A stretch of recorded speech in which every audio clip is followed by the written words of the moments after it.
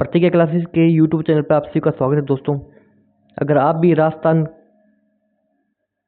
चतुर्थ श्रेणी या किसी अन्य प्रतियोगिता की तैयारी करते हैं जिसमें साइंस आती है तो आपके लिए क्लास बहुत ही महत्वपूर्ण होने वाली है। मैं आपके लिए दिशा की बुक आती है ना, दिशा की बुक आती है, उसके पूरी बुक मैं सोल्व कराने वाला हूँ।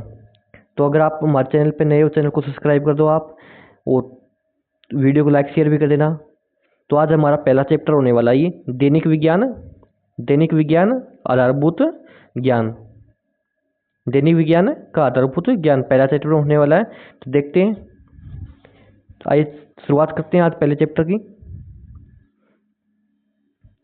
चलिए पहले चैप्टर शुरुआत करते हैं। तो ये हिप्पोक्रेटस विज्ञान की शाखा से संबंधित है। हिप्पोक्रेटस विज्ञान की किस शाखा से संबंधित है? किस शाखा से संबंधित है? अभी किससे संबंधित है? हिप्पोक्रेटस विज्ञान की किस शाखा से संबंधित है? किससे संबंधित है? चिकित्सा से। किससे संबंधित है? चिकित्सा से संबंधित है। इसकी व्याख्या पढ़ लेते हैं।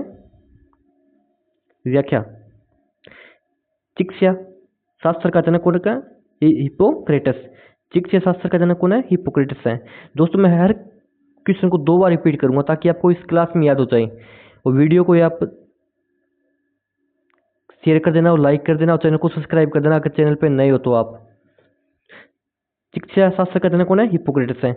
वनस्पति विज्ञान का जनक कौन है? वनस्पति विज्ञान का थियोफ्रेस्टस है। कौन है? थियोफ्रेस्टस है। ठीक है। आधुनिक रसायन विज्ञान का जनक कौन है? रॉबर्ट बोयल है। कौन है? रॉबर्ट बोयल है। ठीक है। रसायन विज्ञान का जनक, आधुनिक रसायन विज्ञान का जनक कौन है? रॉबर्ट बोयल है। लेकिन रसायन विज्ञान का जनक कौन है? एंटोनी एओजियर है। फिर उत्परिवर्तनवाद का जनक कौन है? हुगो डी वरिस है। फिर वर्गीकी का जनक कौन है? केरोलस जीनियस है। फिर जीवाश्विकी का जनक कौन है? लियोनार्डो डी विंसी है। फिर अनुवांशिकी का जनक कौन है? ये तो आपको पता ही है। अनुवांशिकी जनक कौन है? ग्रेगर जॉन मेंडल है। इसका तो आपको पता ही है। कौन है? अनुवांशिकी का जनक कौन है? ग्रेगर जॉन मेंडल है। कौन है? ग्रेगर जॉन मेंडल है। ठीक है। प्रतिरक्षा विज्ञान का जनक कौन है? Edward Jenner. कौन है? एडवर्ड जेनर है। ठीक है। कवक विज्ञान का जनक कौन है? माइकेली। कौन है? माइकेली क्या है? कवक विज्ञान का जनक है। ठीक है। जंतु विज्ञान का जनक कौन है? जीव विज्ञान और जंतु विज्ञान अरस्तु है। कौन है? अरस्तु। फिर नेक्स्ट क्वेश्चन देखते हैं। समय मापक विज्ञान है। क्या है? समय मापक विज्ञान है। क्या है अभी? समय मापक विज्ञान क्या है? होरोलॉजी है। क्या है? होरोलॉजी है। ये RS में आया था 1999 में। समय मापक विज्ञान है होरोलॉजी। फिर इसकी व्याख्या देख लेते हैं एक बार। क्या? होरोलॉजी है समय मापने से संबंधित है। किससे संबंधित है? होरोलॉजी किससे संबंधित है? होरोलॉजी है वो समय मापने से संबंधित है। किससे संबंधित है? समय मापने से संबंधित है। क्या है? समय मापने से संबंधित है। कौन है? होरोलॉजी के समय मापने से संबंधित है। फिर नेक्स्ट क्वेश्चन है कोस्मोलॉजी के समस्त ब्रह्मांड की उत्पत्ति, विकास एवं विलोपन का क्रमबद्ध अध्ययन करने वाला है। कोस्मोलॉजी के समस्त ब्रह्मांड मतलब ब्रह्मांड की उत्पत्ति से संबंधित है। कौन है? कोस्मोलॉजी के ब्रह्मांड की उत्पत्ति, विकास एवं विलोपन का क्रमबद्ध अध्ययन से संबंधित है भी। ठीक है। टोमोग्राफी के मानव शरीर की आंतरिक संरचना से संबंधित है। मानव शरीर की आंतरिक संरचना से संबंधित है। टोमोग्राफी किससे संबंधित है? मानव शरीर की आंतरिक संरचना से संबंधित है। जैसे विकिरण, समस्थानिक, रेडियो आइसोटोम। ठीक है। हाइड्रोलॉजी के विज्ञान के द्वारा पानी से रोगों की चिकित्सा होती है। ये विज्ञान के द्वारा पानी से रोग होता है ना, उनकी चिकित्सा होती है। हाइड्रोलॉजी आप वैसे भी जानते हो। हाइड्रोलॉजी के विज्ञान के द्वारा पानी से रोगों की चिकित्सा होती है। ठीक है। एपीकल्चर एक वैज्ञानिक विधि है जो उत्पादन से संबंधित है। किससे संबंधित है? एपीकल्चर भी एपीकल्चर किसे संबंधित है? ये आप बचपन से पढ़ते आ रहे हो। एपीकल्चर किसे संबंधित है? किसे संबंधित है एपीकल्चर? वैसे तो मधुमक्खी पालन से संबंधित होती है। यहाँ पे शहद, शहद किससे बनता है? मधुमक्खी से बनता है शहद। तो एपीकल्चर किसे संबंधित है? मधुमक्खी से। एपीकल्चर एक वैज्ञानिक विधि है जो उत्पादन से संबंधित है, शहद से।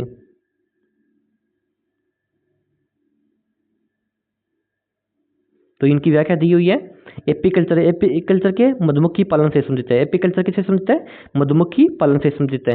फिर सेरीकल्चर, सेरी से री, यहाँ पे री आता ना, री, री से रेशम होता जाए, री से। सेरीकल्चर किससे संबंधित है? रेशम से। से री से रेशम हो जाएगा, री से रेशम हो जाएगा। फिर पीसी कल्चर, पीसी से क्या है? मत्स्य पालन। पीसी कल्चर किससे होता है? मत्स्य पालन से। ठीक है। हॉर्टिकल्चर, हॉर्टिकल्चर के, हॉर्टिकल्चर फलों की कृषि से है। किससे है? फलों की कृषि से। हॉर्टिकल्चर, हॉर्टिकल्चर किससे संबंधित है? फलों की कृषि से है। ठीक है। फ्लोरी, फ्लोरी, फ्लोरी फूल से है। फ्लोरी फूल से संबंधित है। किससे? फ्लोरी फूलों की कृषि से संबंधित है। फ्लोरिकल्चर है। फ्लोरिकल्चर किससे संबंधित है? फूलों की कृषि से संबंधित है भी। ठीक है। ओलिवी कल्चर, ओलिवी कल्चर किससे संबंधित है? जैतून की कृषि से। ओलिवी कल्चर किसे समझे? जैतून की कृषि से संबंधित है ओलिवी कल्चर। फिर विटीकल्चर किसे संबंधित है? अंगूर से। विटीकल्चर अंगूर की कृषि से संबंधित है। विटीकल्चर किसे संबंधित है? अंगूर की कृषि से संबंधित है भी। नेक्स्ट क्वेश्चन है, अभी आपको बताया मैंने,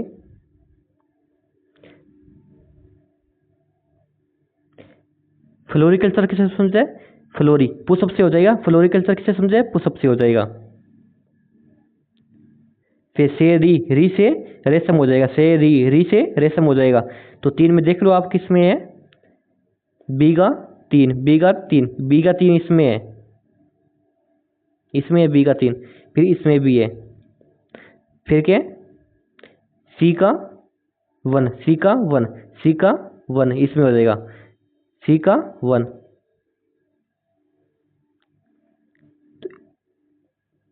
एक्वाकल्चर किससे है? एक्वाकल्चर मत्स्य पालन से। एक्वाकल्चर मत्स्य पालन से। विटीकल्चर किससे है? अंगूर से। विटीकल्चर किससे है? अंगूर से। अभी आपने, मैंने बताया था आपको, विटीकल्चर किससे है? अंगूर से। फ्लोरिकल्चर फूल से है। सेरिकल्चर रेशम से है।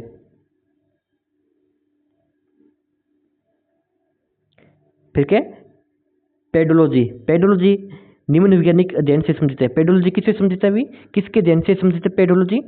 पेडोलॉजी निम्न वैज्ञानिक अध्ययन से संबंधित। पेडोलॉजी किससे संबंधित है? मिट्टी से। किससे संबंधित है? मिट्टी के अध्ययन से संबंधित है पेडोलॉजी। पेडोलॉजी, पेडोलॉजी किससे संबंधित है?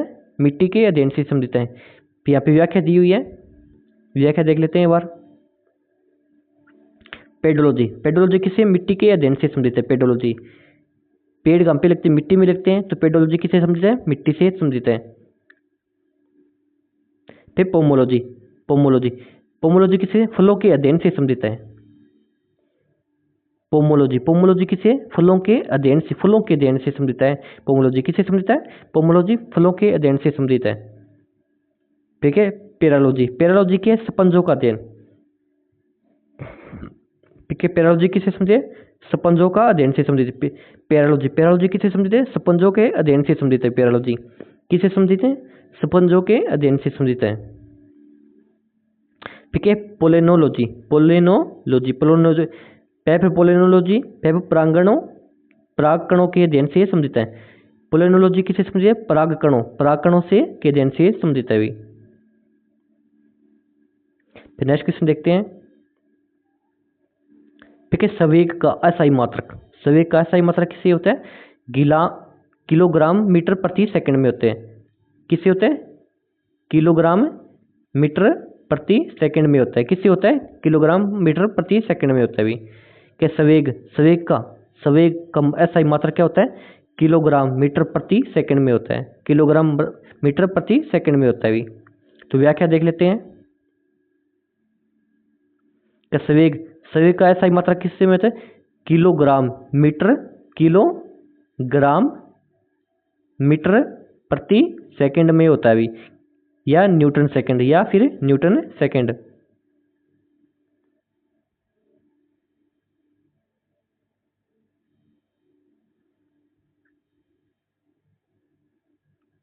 ठीक है, घर्षण का स्नेक अध्ययन है कि घर्षण एवं स्नेक का अध्ययन क्या कहलाता है?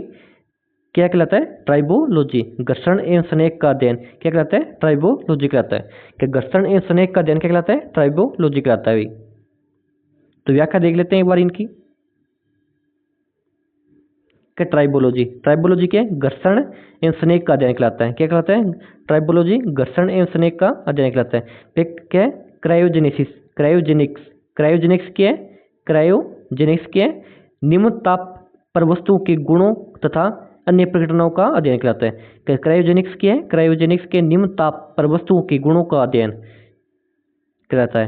क्रायोजेनिक्स क्या है? निम्न ताप पर वस्तु के गुणों तथा अन्य प्रकटनाओं का अध्ययन कहलाता है क्रायोजेनिक्स। फिर क्या है? सेलेनोलॉजी। इस शाखा के अंतर्गत चंद्रमा के मूल स्वरूप तथा गति के वर्णन का अध्ययन किया जाता है। क्या सेलेनोलॉजी में क्या है? चंद्रमा के मूल स्वरूप का अध्ययन किया जाता है। अभी सेलेनोलॉजी में क्या है? चंद्रमा के मूल स्वरूप तथा गति के वर्णन का अध्ययन किया जाता है। सेलेनोलॉजी में क्या होता है?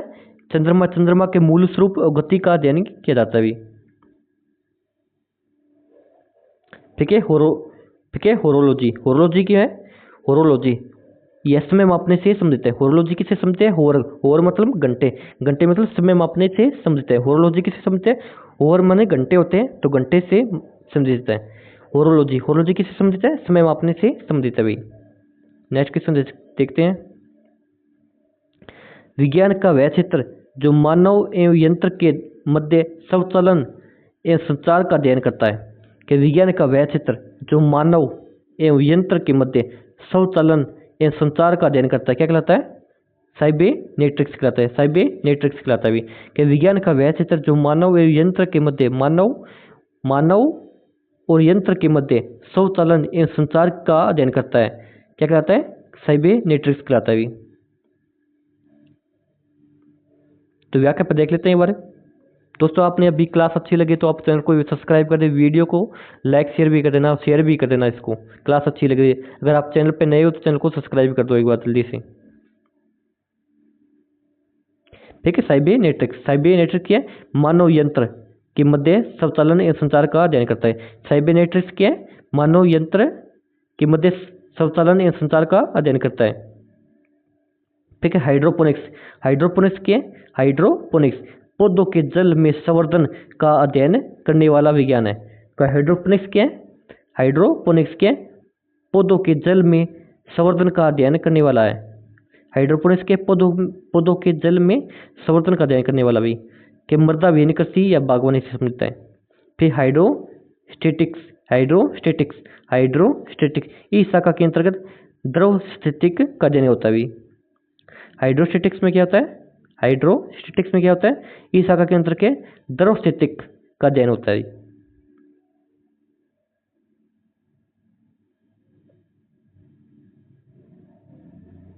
ठीक है, दोबारा आ गया हाइड्रोपोनिक्स में क्या होता है भाई?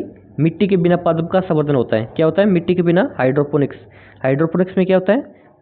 मिट्टी के बिना पादप का संवर्धन होता है। हाइड्रोपोनिक्स में क्या होता है? मिट्टी के बिना पादप का संवर्धन होता है।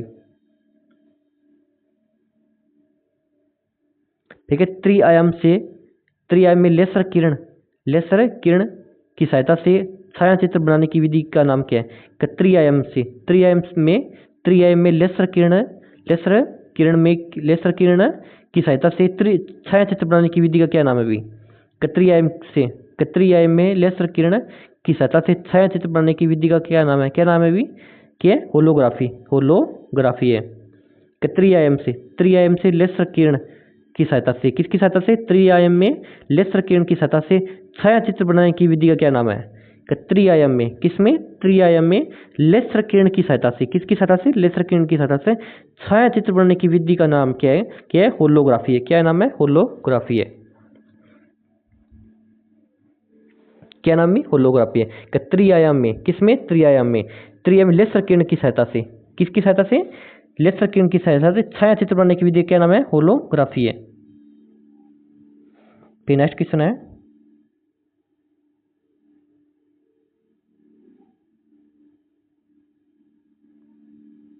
इसकी व्याख्या देख लो क्या होलोग्राफी, होलोग्राफी तकनीक में किसी वस्तु से निकलने वाले प्रकाश को रिकॉर्ड कर बाद में पुनर्निर्मित किया जाता है।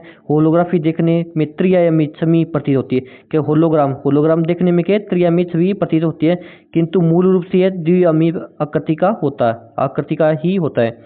क्या होलोग्राफी तकनीक में किसी वस्तु से निकलने वाले प्रकाश को रिकॉर्ड कर बाद में पुनः निर्मित किया जाता है।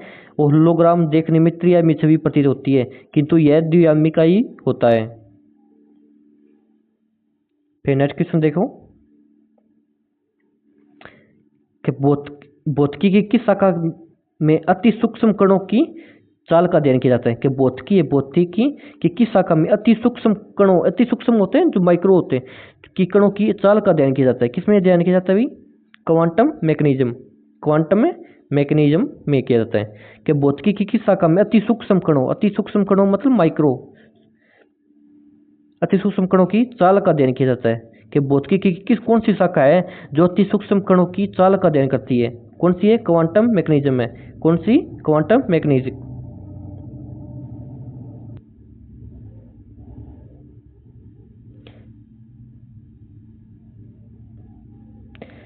किसी संस्कृति के वैज्ञानिक विवरण के अध्ययन को कहते हैं। कि किसी संस्कृति के वैज्ञानिक विवरण के अध्ययन को क्या कहते हैं भाई? एथेनोलॉजी कहते हैं। कि किसी संस्कृति के वैज्ञानिक विवरण के अध्ययन को क्या कहते हैं? एथेनोलॉजी कहते हैं। कि किसी संस्कृति के वैज्ञानिक विवरण के अध्ययन को क्या कहते हैं? एथेनोलॉजी कहते हैं। इसकी व्याख्या देख लेते हैं भाई। एथेनोलॉजी क्या है? मनुष्य की जातियों का अध्ययन कराता है। एथेनोलॉजी क्या है? मनुष्य की जाति है ना, मनुष्य की जातियों का अध्ययन क्या कहता है? एथेनोलॉजी कहता है। मनुष्य की जातियों का अध्ययन क्या कहता है? एथेनोलॉजी कहता है। देखिए इथोलॉजी क्या है? इथोलॉजी जंतुओं के व्यवहार का अध्ययन है। इथोलॉजी क्या है? जंतुओं के व्यवहार का अध्ययन क्या है? इथोलॉजी है। इथोलॉजी क्या है? जंतुओं के व्यवहार का अध्ययन है।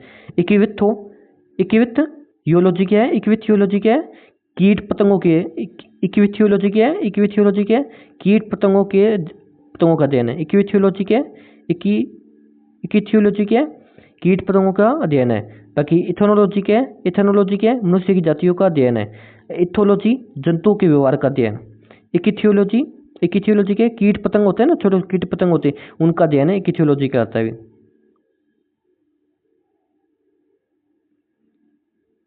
ठीक है। एथनोबोटनी वनस्पति विज्ञान की वो शाखा है जिसके अंतर्गत अध्ययन किया जाता है। एथनोबोटनी वनस्पति विज्ञान की वह शाखा जिसके अंतर्गत क्या किया जाता है? पौधों का मानव के हित से संबंधित है। कि एथनोबोटनी विज्ञान की किस शाखा से संबंधित है भी? पौधों के मानव हित से संबंधित है। एथनोबोटनी किससे संबंधित है? एथनोबोटनी किससे संबंधित है? पौधों का मानव के हित से संबंधित है भी। पौधों का मानव के हित से संबंधित है एथनोबोटनी है किससे संबंधित है? पौधों का मानव के हित से संबंधित है भी एथनोबोटनी।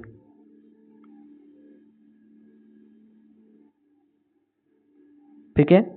विज्ञान जिसमें पशु मानव शारीरिक संरचना का विच्छेदन द्वारा सीखा जाता है। क्या विज्ञान जिसमें पशु मानव शारीरिक संरचना का विच्छेदन द्वारा सीखा जाता है। किसमें? विच्छेदन द्वारा सीखा जाता है। कि विज्ञान की वह शाखा जिसमें पशु मानव शारीरिक संरचना का विच्छेदन द्वारा सीखा जाता है। कौन सी है? एनाटॉमी है। एनाटॉमी विज्ञान की वह शाखा है जिसमें पशु मानव शारीरिक संरचना का विच्छेदन द्वारा सीखा जाता है। क्या एनाटॉमी क्या है? विज्ञान की वह शाखा है जिसमें क्या है? जिसमें पशु मानव शारीरिक संरचना का विच्छेदन द्वारा समझा जाता है, विच्छेदन द्वारा सीखा जाता है एनाटॉमी। ठीक है। शैवालों के अध्ययन से जुड़ी वनस्पति शास्त्र की शाखा का नाम है। क्या शैवालों से जुड़ी शैवालों के फाइकोलॉजी क्या है? फाइकोलॉजी के शैवालों के अध्ययन से जुड़ी वनस्पति शास्त्र की शाखा है। फाइकोलॉजी के शैवालों के अध्ययन से जुड़ी वनस्पति शास्त्र की एक शाखा है। क्या शैवालों के अध्ययन से जुड़ी वनस्पति शास्त्र की शाखा फाइकोलॉजी है। क्या शैवालों के अध्ययन से जुड़ी वनस्पति शास्त्र की शाखा कौन सी है? फाइकोलॉजी है। क्या शैवालों के अध्ययन से जुड़ी है? फाइकोलॉजी किसे समझते हैं? शैवालों के अध्ययन से जुड़ी है। ऐसे याद रखो, फाइकोलॉजी किसे समझते हैं? शैवालों के अध्ययन से जुड़ी है।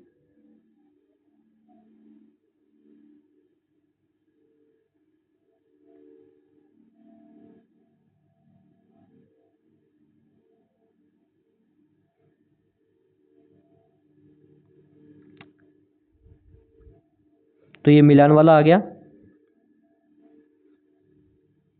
मिलान करना पड़ेगा इनका।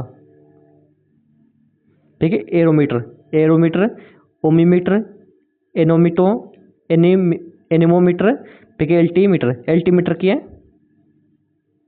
एल्टीमीटर, तो इनका मिलान करना भी। एरोमीटर की है, एरोमीटर, एरोमीटर की है, किसका मापन करता है एरोमीटर? वायु गैस घनत्व का भार मापन है। एरोमीटर की है, वायु गैस घनत्व भार मापन करता है। फिर ओमीमीटर, ओमीमीटर की है, ओमीमीटर की है, पवन वेग का मीट, ओमीमीटर के विद्युत धारा का मापन है, ओमीमीटर के विद्युत धारा का मापन है। ओम का नियम ऐसे होता है ना, ओम का नियम, ओमीमीटर, ओमीमीटर के विद्युत धारा का मापन है। और एरोमीटर, एरोमीटर, एयर मतलब वायु, एयर मतलब वायु, तो वायु गैस घनत्व का मापन करता है। फिर एनीमोमीटर, एनीमोमीटर क्या है? पवन वेग का मापन है। एनीमोमीटर के पवन वेग का मापन है भी। फिर अल्टीमीटर है, अल्टीमीटर किसे समझता है? ऊंचाई के मापन से। अल्टीमीटर के ऊंचाई के मापन से समझता है भी। एक बार और देख लो आप। एरोमीटर, एयर मतलब एरोमीटर, एरोमीटर मतलब एयर मतलब वायु होती है, तो वायु के मापन से समझित हो, वायु गैस घनत्व मापन से समझित हो जाएगा। ओमीमीटर, ओमीमीटर किसे? विद्युत धारा से समझित हो जाएगा। फिर एनोमीटर, एनीमोमीटर के पवन विद्युत पवन के वेग मापन से समझित होता है, पवन वेग के मापन से हो जाएगा। ठीक है, अल्टीमीटर, अल्टीमीटर के ऊंचाई मापन से समझे, अल्टीमीटर के ऊंचाई मापन से समझित अभी।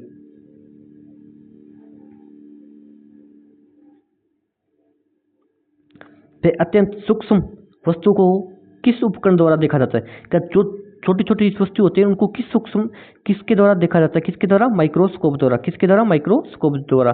तो सूक्ष्मदर्शी, सूक्ष्मदर्शी। अत्यंत सूक्ष्म वस्तु को किस उपकरण द्वारा देखा जाता है? किसके द्वारा देखा जाता है? माइक्रोस्कोप द्वारा। माइक्रोस्कोप मतलब सूक्ष्मदर्शी। सूक्ष्मदर्शी, सूक्ष्मदर्शी मतलब माइक्रोस्कोप, वह यंत्र जिसकी सहायता से नगन आंखों से न देखने योग्य सूक्ष्म वस्तुओं को भी देखा जाता है। जो चीज़ें हमें खुली आंखों से नहीं दिखा जाती, मतलब नगन आंखों से नहीं दिखा जाती, उनको देखा जाता है माइक्रोस्कोप की सहायता से। एक लेंस होता है इसमें लगा हुआ, उनकी सहायता से हम छोटी चीज़ें हम देख सकते हैं।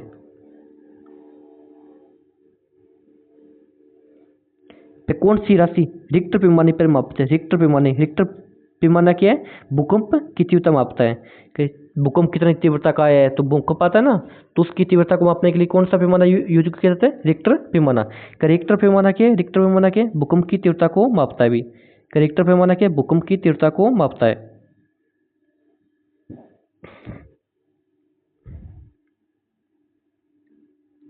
सिस्मोग्राफ, सिस्मोग्राफ के भूकंप की तीव्रता रिक्टर स्केल पर भूकंप मापी से मापते हैं।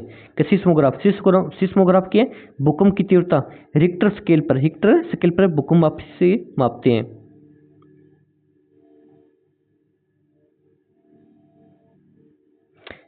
ठीक है, रिक्टर या रिक्टर स्केल भूकंप की तीव्रता को मापने का एक यंत्र है भी। रिक्टर पैमाना के, रिक्टर स्केल के, रिक्टर पैमाना के भूकंप की तीव्रता को मापने का एक मात्रक है। 1935 में अमेरिकन भूगर्भवेत्ता चार्ल्स फ्रांसिस रिचर्ड द्वारा इसका आविष्कार किया गया था। यह गणितीय मापक है जिसकी तीव्रता 0 से 9 तक, किसकी होती है? रिक्टर पैमाने में तीव्रता 0 से 9 तक होती है। प्रत्येक बिंदु दूसरे बिंदु की तीव्रता का 10 गुना अधिक का तीव्रता रखता है। भूकंप के दौरान 3 प्रकार की भूकंपीय लहरें उत्पन्न होती है। क्या भूकंप के दौरान 3 प्रकार की भूकंपीय तरंगे उत्पन्न होती है भी। प्राथमिक अथवा लंबात्मक तरंगे, पी तरंगे कहलाने वाली ये अनुदैर्घ्य तरंगे है। भूकंपीय लहरों में सर्वाधिक तीव्र गति इसी की होती है कि प्राथमिक बोलते हैं, लंबात्मक तरंगे बोलते हैं, या पी तरंगे बोलते हैं। सर्वाधिक तरंगे इनकी होती है भी।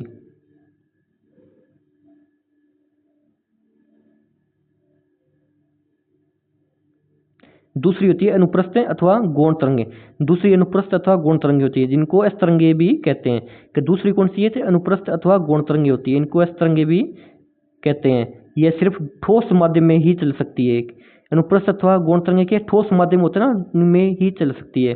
फिर दूसरी है धरातलीय तरंगे या अल तरंगे। दूसरी के धरातल या अल तरंगे गिराने वाली तरंगे, ये पृथ्वी के ऊपरी भाग को ही प्रभावित करती है।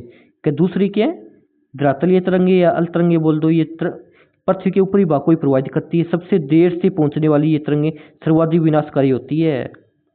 ये पूछ ले सर्वाधिक विनाशकारी कौन सी तरंगे होती है, तो कौन सी होती है? धरातलीय तरंगे या एल तरंगे होती है जो सर्वाधिक विनाशकारी होती है। ठीक है, भूकंप की तीव्रता मापने का यंत्र कौन सा है? कौन सा है भूकंप की तीव्रता को? कौन सा अभी बताया मैंने? सिस्मोग्राफ। अब पैमाना बुझ ले तो रिक्टर पैमाने पर मापी जाती है। ये यंत्र बुझ ले तो सिस्मोग्राफ है। सिस्मोग्राफ क्या है? यंत्र है। अब पैमाना रिक्टर पैमाने।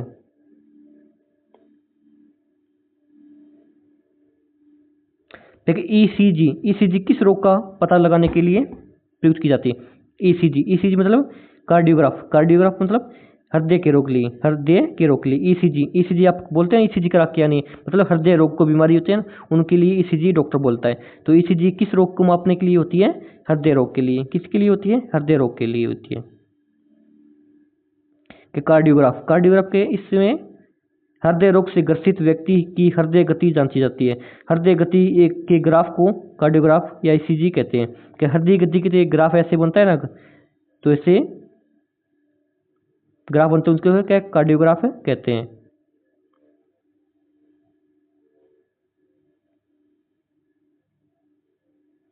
हृदय और फेफड़ों की आवाज सुनने के लिए डॉक्टर किस यंत्र का प्रयोग करता है?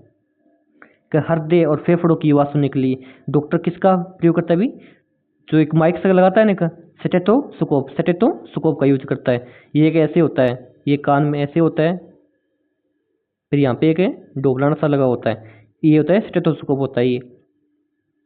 तो हृदय और फेफड़ों की आवाज सुनने के लिए डॉक्टर किस यंत्र का? स्टेथोस्कोप, स्टेथोस्कोप का यूज करता है भी डॉक्टर। किसका है? स्टेथोस्कोप। ये 2007 में आया था पुलिस कांस्टेबल में। तो दोस्तों पुलिस कांस्टेबल की भर्ती भी अभी आ चुकी है, पेपर होने वाला है आगे, और 4th ग्रेड का पेपर होने वाला है। तो आप ये क्लास जरूर देख लेना और चैनल को सब्सक्राइब कर देना। मैं आपके लिए साइंस, कंप्यूटर और ज्योग्राफी, कल्चर, हिस्ट्री सभी क्लासेस लेके आने जो 4th ग्रेड या अन्य प्रतियोगिता परीक्षा में काम आने वाली है। तो आप चैनल को सब्सक्राइब कर दे और चैनल के साथ बने रहिए।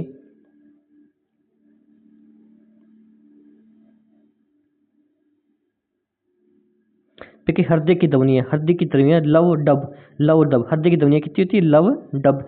स्टेथोस्कोप से सुना जा सकता है। ज्ञातव्य है कि श्वसन दर स्पिरोमीटर से मापते हैं। श्वसन की दर होता है ना, श्वसन की दर सब सुबह स्पिरोमीटर से मापते हैं। श्वसन की दर, हृदय की ध्वनि को तो किसे? हृदय की दर स्टेथोस्कोप से मापते हैं, और श्वसन की दर को स्पिरोमीटर से, श्वसन की दर को क्या? स्पिरोमीटर से मापते हैं। ठीक है, त्वरण को मापने के लिए, त्वरण को मापने के लिए किस इकाई का उपयोग किया जाता है? त्वरण को मापने के लिए, त्वरण को मापने के लिए किस इकाई का प्रयोग किया जाता है? किसका उपयोग होता है? मिनट प्रति सेकंड का, मिनट प्रति सेकंड स्क्वायर का। त्वरण को मापने के लिए, त्वरण को मापने के लिए किस इकाई का उपयोग होता है? मिनट प्रति सेकंड स्क्वायर का।